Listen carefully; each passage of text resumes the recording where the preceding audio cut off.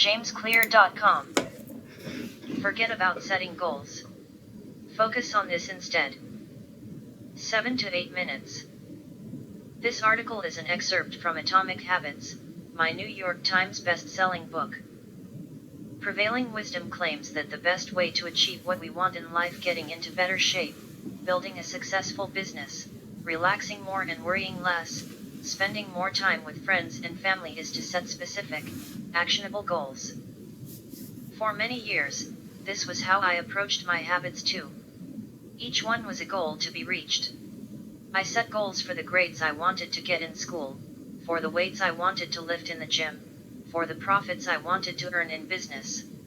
I succeeded at a few, but I failed at a lot of them. Eventually, I began to realize that my results had very little to do with the goals I set and nearly everything to do with the systems I followed. If you're a coach, your goal might be to win a championship. Your system is the way you recruit players, manage your assistant coaches, and conduct practice. If you're an entrepreneur, your goal might be to build $1 million business. Your system is how you test product ideas, hire employees, and run marketing campaigns. If you're a musician, your goal might be to play a new piece. Your system is how often you practice, how you break down and tackle difficult measures, and your method for receiving feedback from your instructor. Now for the interesting question: if you completely ignored your goals and focused only on your system, would you still succeed?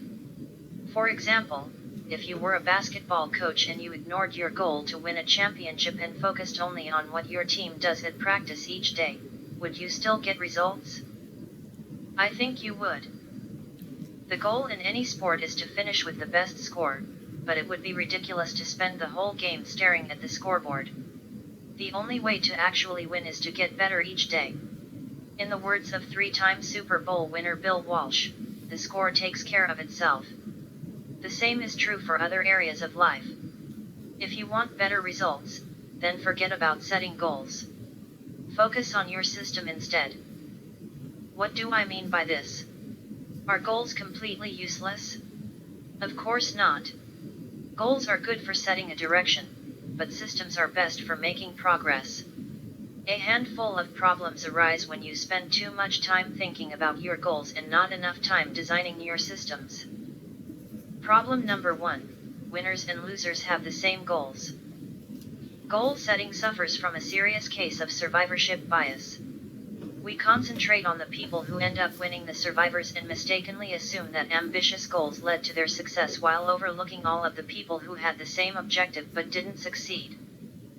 Every Olympian wants to win a gold medal. Every candidate wants to get the job. And if successful and unsuccessful people share the same goals, then the goal cannot be what differentiates the winners from the losers. It wasn't the goal of winning the Tour de France that propelled the British cyclists to the top of the sport. Presumably, they had wanted to win the race every year before, just like every other professional team. The goal had always been there. It was only when they implemented a system of continuous small improvements that they achieved a different outcome. Problem number 2: achieving a goal is only a momentary change. Imagine you have a messy room and you set a goal to clean it. If you summon the energy to tidy up, then you will have a clean room for now. But if you maintain the same sloppy, pack-rat habits that led to a messy room in the first place, soon you will be looking at a new pile of clutter and hoping for another burst of motivation. You're left chasing the same outcome because you never changed the system behind it. You treated a symptom without addressing the cause. Achieving a goal only changes your life for the moment. That's the counterintuitive thing about improvement. We think we need to change our results, but the results are not the problem. What we really need to change are the systems that cause those results. When you solve problems at the results level, you only solve them temporarily. In order to improve for good, you need to solve problems at the systems level. Fix the inputs and the outputs will fix themselves. Problem number 3: goals restrict your happiness. The implicit assumption behind any goal is this: once I reach my goal, then I'll be happy. The problem with a goals first mentality is that you are continually putting happiness off until the next milestone. I've slipped into this trap so many times I've lost count. For years, happiness was always something for my future self to enjoy.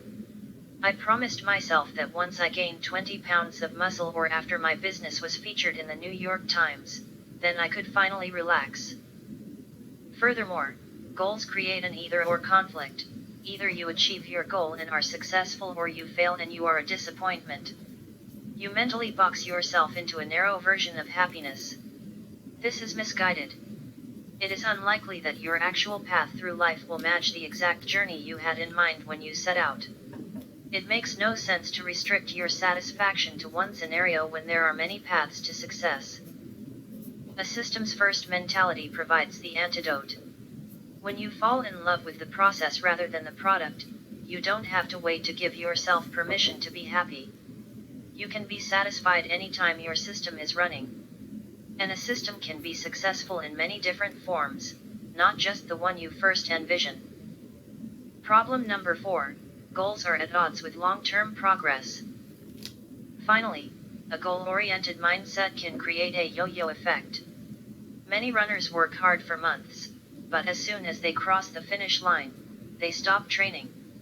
The race is no longer there to motivate them. When all of your hard work is focused on a particular goal, what is left to push you forward after you achieve it? This is why many people find themselves reverting to their old habits after accomplishing a goal. The purpose of setting goals is to win the game. The purpose of building systems is to continue playing the game. True long-term thinking is goal-less thinking. It's not about any single accomplishment. It is about the cycle of endless refinement and continuous improvement. Ultimately, it is your commitment to the process that will determine your progress. Fall in love with systems. None of this is to say that goals are useless.